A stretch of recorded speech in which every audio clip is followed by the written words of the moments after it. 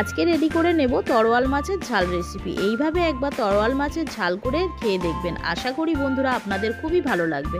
তরোয়াল মাছগুলোকে প্রথমে ধুয়ে নিয়ে এর মধ্যে দিয়ে দিলাম স্বাদ অনুযায়ী লবণ, আর দিয়ে দিচ্ছি এখানে হলুদ, দিয়ে ভালো করে মেখে নেব। আমি এখানে নিয়েছি আমি পেঁয়াজ কলি, আর তার সঙ্গে নিয়েছি টমেটো আর অল্প ধনে পাতা কুচি করে নেব। এখানে আমি কড়াইতে দিয়ে দিচ্ছি সরিষার তেল, বেশি করে তেলটা দেব যাতে করে মাছগুলো ভাজা হয়ে যায়। তো তেলটা গরম হলে এক এক করে মাছগুলোকে ছেড়ে দেব, উল্টে পাল্টে লালচে লালচে করে ভেজে নেব। যে সকল বন্ধুরা ভিডিওটাকে দেখছেন তাদের কাছে অনুরোধ রইল তারা অতি অবশ্যই ফুল ওয়াচ করবেন ভিডিওটাকে।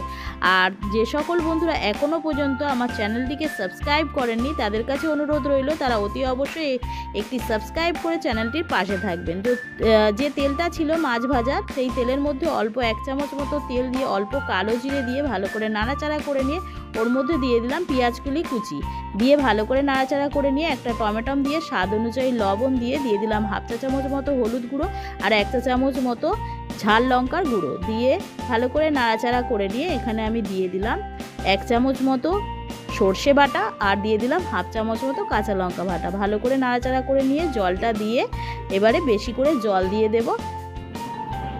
দিয়ে এটা ঝোলটা ফুটতে শুরু হলে এখানে আমি দিয়ে দেব এক এক করে